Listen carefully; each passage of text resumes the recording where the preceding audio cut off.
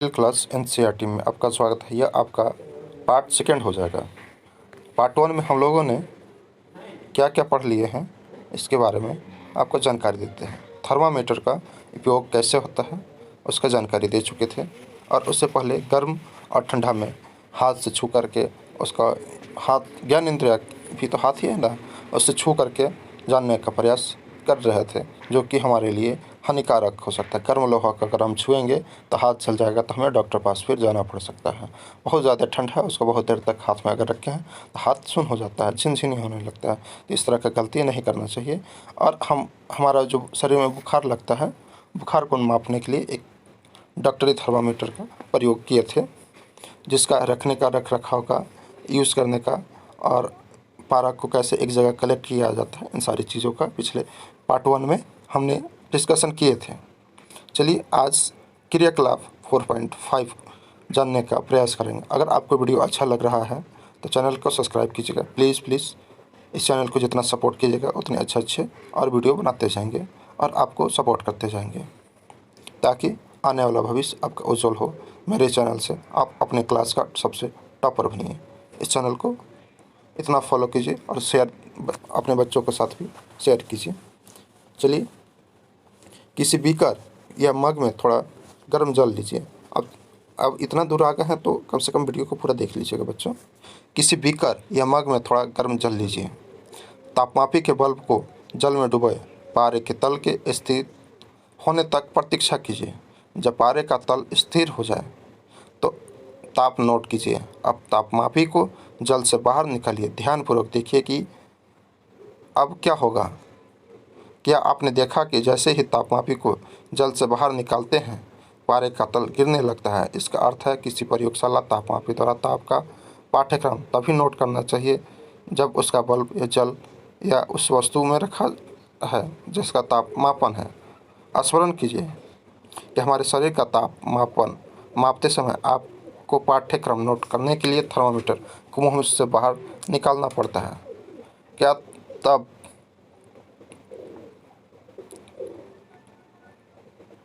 आप प्रयोगशाला तापमापी अपने शरीर का ताप मापने के लिए उपयोग कर सकते हैं?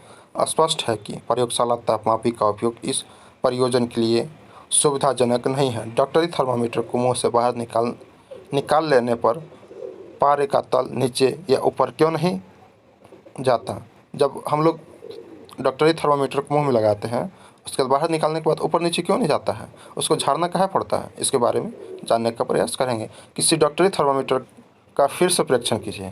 क्या बल्ब के पास कोई विभव किक देखते हैं? विभव का क्या लाभ है? यह पारे के तल को अपने आप नीचे गिरने से रोकता है। जो विभव है, जो एक रोकने का जगह होता है, एक पॉइंट लगा होता है, उसको पारा को नीचे गिरने से रोकता है। बूझो यह जानने के लिए उत्सुक है कि जब तापमापी को बल्ब किसी वस्तु के संपर्क में आता है तो पारे के तल में परिवर्तन क्यों होता है? तापमापी में पारे के प्रयोग के विषय में अनेक चिंता है। जो टेम्परेचर मापने का है प्रयोग, उसमें बहुत सारा बूझो को टेंशन हो रहा है। क्या विषाक्त पदार्थ है, और यदि तापमापी टूट जाए तो इसका निपटान अत्यंत कठिन है। आजकल अंकित तापमापी डिजिटल थर्मामीटर उपलब्ध है जिसमें पारे का उपयोग नहीं होता है। अब ज़्यादातर डॉक्टर के पास देखिएगा, ओला नहीं मिलेगा, यही वाला मिलेगा। यहाँ टिप दिया और लगा दिया, 20 सेकेंड रखा, उसके बाद निकाल कर बता दिया कि आपका 37 है, आपका 38 है, 39 है, 40 है। इस तरह का करके आपको बता देता है। ऊष्मा का स्थानांतरण, ऊष्मा एक जगह से दूसरे स्थान कैसे जाता है, इसके बारे में इसमें आपका अध्ययन किया जाएगा। संभवतः आपने देखा होगा कि जब किसी बर्तन को ज्वाला मतलब आग पर रखते हैं तो यह तप्त हो जाता है। इसका कारण है ऊष्मा ज्वाला से बर्तन की ओर जाता है। जब बर्तन को ज्वाला से हटा देते हैं तो यह धीरे धीरे ठंडा हो जाता है। यह ठंडा क्यों हो जाता है?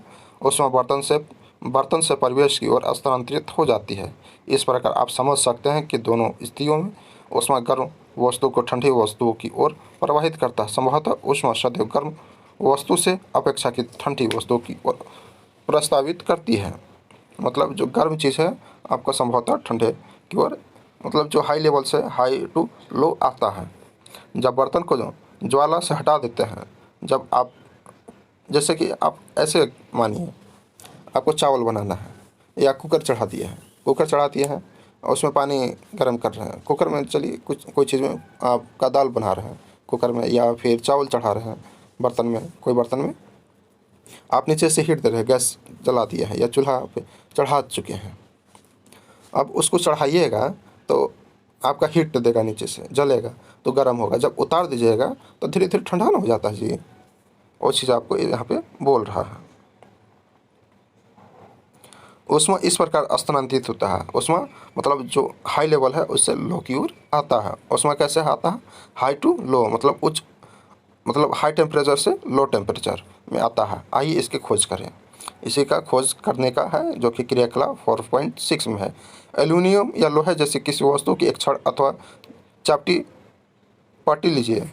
एल्यूमिनियम चाहे लोहा कोई का एक छड़ ले लीजिए। छड़ पर मोम के छोटे छोटे टुकड़े चिपकाइए। छड़ पर क्या चीज़ करना है? मोम का टुकड़ा चिपका देना है। ये टुकड़े लगभग समान दूरियों पर होना चाहिए। वो लगभग समान दूरी पर होता है, जैसे 4 सेंटीमीटर या 4 इंच के दूरी पे, 1 इंच के दूरी पे रखना है। छड़ के एक सिरे को एक प्रयोगशाला स्टैंड पर कसिए। यदि आपको स्टैंड ना मिले तो आप छड़ के एक सिरे ईंट के बीच में दबाकर रख सकते हैं। एक स्टैंड आता है, उससे आपको चिमटा, स्टैंड अगर आपको नहीं मिले ना, चिमटा से पकड़िए, ठीक है, या देसी जुगाड़ दोनों तरह से ईंट पर रख दीजिए, ईंट दोनों साइड से रख दीजिए। अब छड़ के दूसरे सिरे को गर्म कीजिए। छड़ के दूसरे सिरों को गर्म कीजिए और ध्यानपूर्वक देखिए।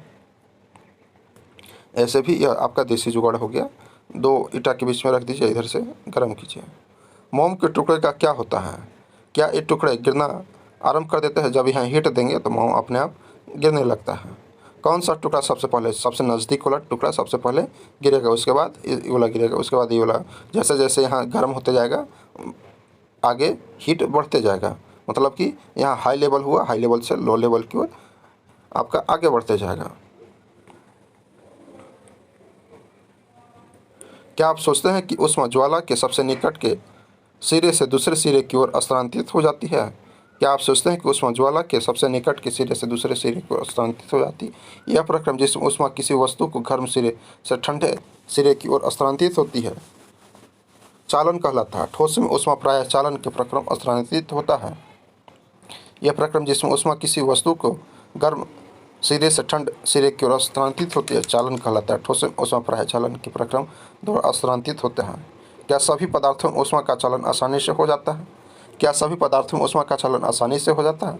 आपने स्वयं अवश्य देखा होगा कि खाना पकाने के लिए उपयोग की जाने वाली वस्तु धातु के बर्तन में प्लास्टिक की लकड़ी की गत्थी लगी होती है। क्या आप किसी तप्त बर्तन की हथी जो ज़्यादा हीट वाला है, वो आपका जैसे कुकर में विशेष स्टैंड लगा होता ना, हैंड स्टैंड, उसको पकड़कर बिना हाथ जलाए उठा सकते हैं? हाँ, वो जला सकते हैं। एक विद्युत ऊष्मा सुचालक होता है, एक ऊष्मा का कुचालक होता है। किसी छोटे बर्तन या बीकर में गर्म पानी लीजिए। आप क्रियाकलाप 4.7 पढ़ने का प्रयास करते हैं। किसी छोटे बर्तन या बीकर में गर्म पानी लीजिए। कुछ वस्तुएं जैसे इस्पात, स्टील की चम्मच, प्लास्टिक का स्केल, पेंसिल और विभाजनी डिवाइडर एकत्र कीजिए। इन सभी वस्तुओं को एक सिरे को गर्म पानी में डुबोकर चित्र 4.8 कुछ देर प्रतीक्षा करने के पश्चात दूसरे सिरे को छूकर देखिए। अपने प्रेक्षण सारणी 4.2 में लिखिए। जो पदार्थ अपने से होकर ऊष्मा को आसानी से जाने देता है उसे ऊष्मा का चालक कहते हैं। मतलब कि जो आसानी से हीट हो रहा है या गर्म हो जाता है, उसका क्या बोलते हैं? ऊष्मा का चालक बोलते हैं। मतलब ऊष्मा उसमें चल रहा है। चालक, चालक मतलब चलाने वाला या चलने वाला। जो पदार्थ अपने से होकर ऊष्मा को आसानी से जाने देता है उसे क्या कहते हैं? चालक कहते हैं। उनके उदाहरण हैं, उनका उदाहरण कुछ एल्युमिनियम, आयरन तथा कॉपर है। जो पदार्थ अपने से होकर ऊष्मा को आसानी से नहीं जाने देता उसे कुचालक कहते हैं। सुचालक, चालक या कुचालक। चालक को ही बोला जाता है क्या? सुचालक, और एक को बोला जाता है कुचालक। सुचालक में होता क्या है या चालक में होता क्या है कि आपका गर्म, जो जैसे कि हम लोग बर्तन को गर्म कर रहे हैं, तो वह भी आपका धीरे धीरे गर्म हो जाएगा। हम लोग खाना बनाते हैं बर्तन में, वो किस चीज़ का होता है? एल्युमिनियम का। हम लोग कपड़ा प्रेस करते हैं, वो किस चीज़ का आयरन होता है? लोहा का। लोहा का रड गर्म कीजिएगा तो गर्म हो जाएगा। कुछ वस्तुएं कुचालक होता है। कुचालक का उदाहरण देखते हैं, जैसे प्लास्टिक तथा लकड़ी। प्लास्टिक या लकड़ी को हम गर्म नहीं करने पाते जितना कि एल्युमिनियम या लोहा को गर्म कर लेते हैं। लकड़ी तो अगर गर्म ज़्यादा करे तो जल जाएगा। प्लास्टिक भी है, अगर ज़्यादा हीट उसको किए तो जल जाएगा, लेकिन वो गर्म नहीं होगा। कुचालकों को ऊष्मारोधी भी कहते हैं, और जो आपका गर्म नहीं करेगा उसको क्या बोलते हैं? कुचालक या ऊष्मारोधी कहते हैं।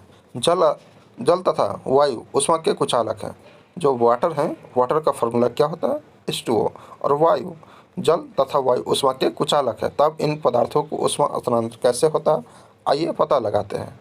अब क्रियाकलाप 4.8, गोल पेंदे का प्लास्ट फ्लास्क लीजिए। गोल पेंदे का एक फ्लास्क लीजिए। यदि फ्लास्क उपलब्ध न हो तो बीकर लिया जा सकता है। इसे जल से 2/3 भरिए। मतलब एक बीकर ले लेना है, उसमें जल कितना डाल देना है? आधा से अधिक। इसको किसी टीपाई पर रखिए तथा फ्लास्क को रखने का कोई प्रबंध कीजिए, जिससे कि आप इसके नीचे एक मोमबत्ती रखकर उसे गर्म कर सकें। फ्लास्क में जल की स्थिर होने की प्रतीक्षा कीजिए। क्या एक्स्ट्रा की सहायता से फ्लास्क के पेंदे को पोटेशियम परमैंगनेट का एक क्रिस्टल धीरे से रखिए। जब क्रिस्टल को ठीक नीचे मोमबत्ती जलाकर जल को गर्म कीजिए। अब इसको क्या करना है? क्रिस्टल को क्या करना है? मोमबत्ती जलाकर के नीचे गर्म करना है। अपने प्रेक्षण को नोटबुक में लिखिए। अपना जो आप जो एक्सपेरिमेंट कर रहे हैं, जो प्रयोग कर रहे हैं, उसको कहाँ लिखना है? नोटबुक में लिखिए। जो कुछ आप देख रहे हैं उसका चित्र भी बनाइए। आप जो भी देख रहे हैं उसका क्या करना है? फिगर बनाना है, चित्र बनाना है। जब जल को गर्म करते हैं, जब हम पानी को गर्म करते हैं तो ज्वाला के पास का जल गर्म हो जाता है।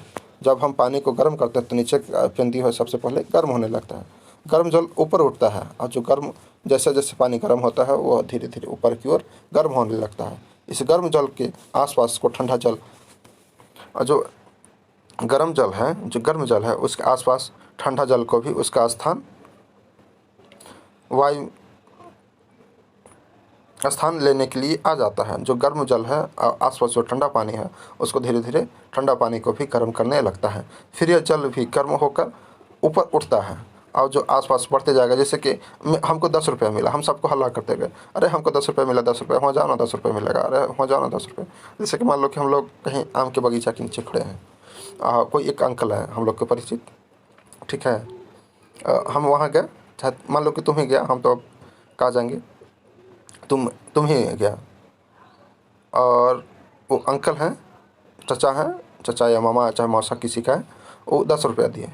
तो 10 रुपया दिए, तुम चॉकलेट के लिए ला गया। जो दोस्त तुमको मिल रहा है ना, अरे वहाँ अंकल, वो चचा मौसा जो भी हैं, और चचा 10 रुपया दे रहे, वो वहाँ जाके दौड़ के जाएगा और पैसा लेके फिर जाएगा दुकान।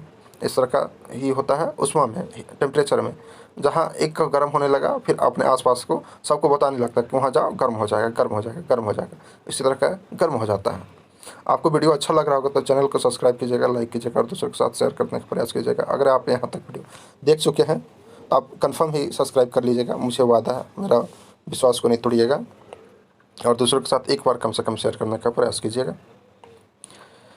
इस प्रक्रिया को तब तक चलती रहती है, यह प्रक्रिया तब तक चलती रहती है जब तक कि सारा जल गर्म ना हो जाए। उसमें मतलब कि यह प्रक्रिया तब तक चलेगा ना कि अंकल कब तक सब हमारे दोस्त को या तुम्हारे दोस्त को सबको पैसा नहीं दिए, तब तक सबको हम बताते चलेंगे, अरे वहाँ जाओ, पैसा मिलेगा। उस आचरण का इसी विधि को सम्मोहन कहते हैं। मतलब कि इसी विधि को क्या कहते हैं, हम एक दूसरे को बताते जा रहे हैं, मतलब एक दूसरे को कनेक्ट करते जाते हैं, इसको क्या कहते हैं? सम्मोहन विधि कहते हैं। ओहो सॉरी, कहाँ गया समुद्र मुंद्रा क्या जी, क्या हो गया, क्या से क्या हो गए, देखते सम्मोहन विधि कहते हैं।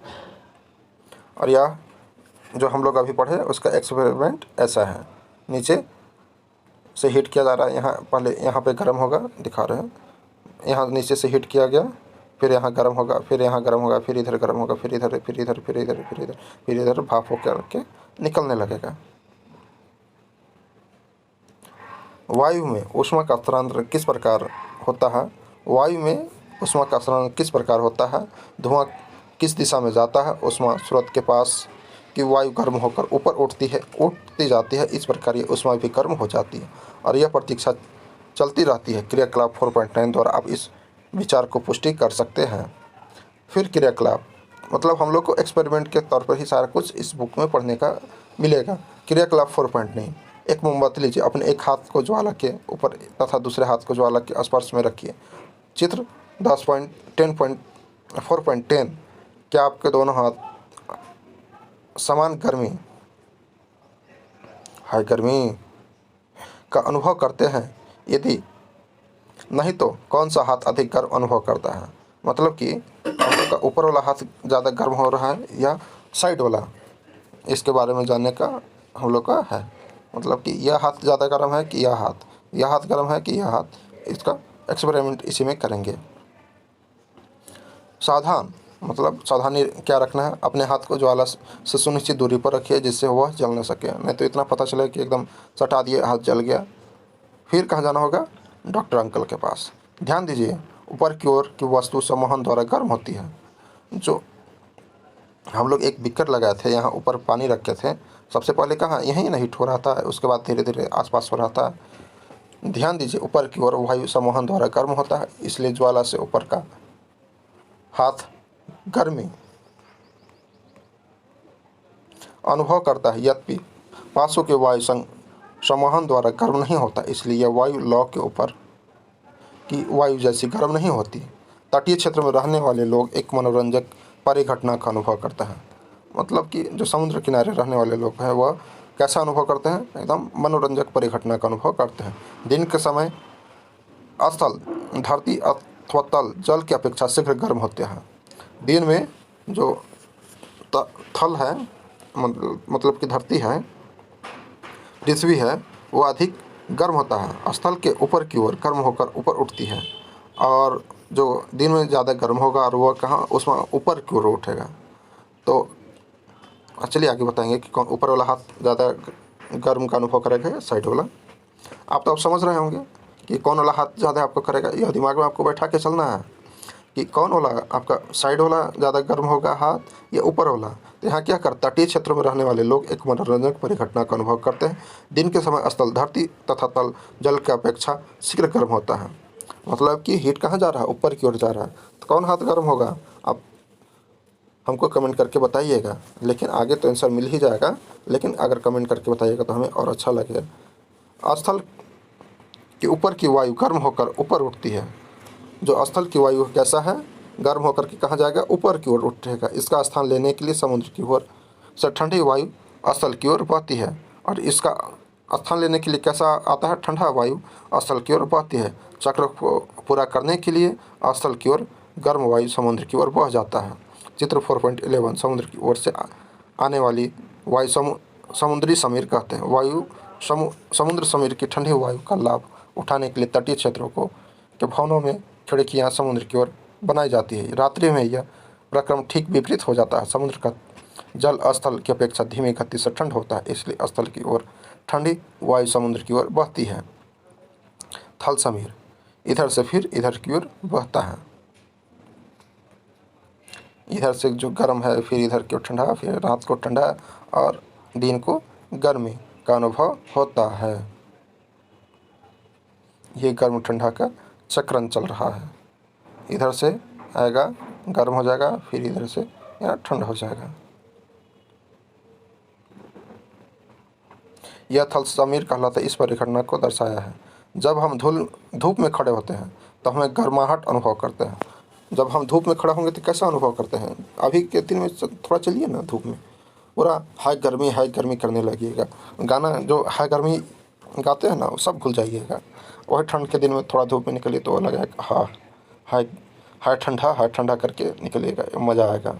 लेकिन अभी हाई गर्मी का चक्कर में एसी में रहने वाले लोग हाई गर्मी करके अच्छे लड़के को बिगाड़ चुके हैं। बहुत गंदा गाना हमको लगता है। हाई गर्मी। सूर्य से हम तक ऊष्मा कैसे पहुंचाते हैं? सूर्य से हम तक ऊष्मा कैसे पहुंचाती है? चलन अथवा सम्मोहन द्वारा हम तक नहीं पहुंच सकती, क्योंकि इन दोनों प्रक्रम में ऊष्मा हस्तांतरण के लिए माध्यम आवश्यक है। चूंकि पृथ्वी तथा सूर्य के बीच की अधिकांश स्थान में कोई माध्यम जैसे वायु नहीं, अतः सूर्य से हम तक ऊष्मा एक अन्य प्रक्रम द्वारा आती है जिसे विकिरण कहते हैं। सूर्य का प्रकाश हमारे पास कैसे आता है? विकिरण के माध्यम से आता है। विकिरण द्वारा ऊष्मा का हस्तांतरण किसी माध्यम जैसे वायु अथवा जल की आवश्यकता नहीं होती। माध्यम विद्यमान हो न हो, विकिरण द्वारा ऊष्मा का हस्तांतरण हो सकता है। जब हम किसी तापक हीटर के सामने बैठते हैं तो हमें इसी प्रक्रम द्वारा ऊष्मा प्राप्त होती है। ज्वाला से हटकर रखा कोई गर्म बर्तन ठंड होते समय अपने कुछ ऊष्मा को विकिरण द्वारा ही परिवेश स्थानांतरित करता है। हमारा शरीर विकिरण द्वारा ही परिवेश को ऊष्मा देता है तथा उसे ऊष्मा ग्रहण करता है। सभी गर्म पिंड को विकिरण रूप में ऊष्मा विकिरित करते हैं। जब ये ऊष्मा विकिरण किसी अन्य वस्तु से टकराते हैं तो इसका कुछ भाग परावर्तित हो जाता है, कुछ भाग अवशोषित हो जाता है तथा कुछ भाग परागण हो जाता है। ऊष्मा के अवशोषित भाग के कारण वस्तु का ताप बढ़ जाता है। ऊष्मा में बाहर जाते समय आपको छाते का उपयोग करने का परामर्श क्यों दिया जाता है? इसमें 3-4 आपको शब्द मिला जो कि आपको नहीं समझ में आया होगा। कौन कौन?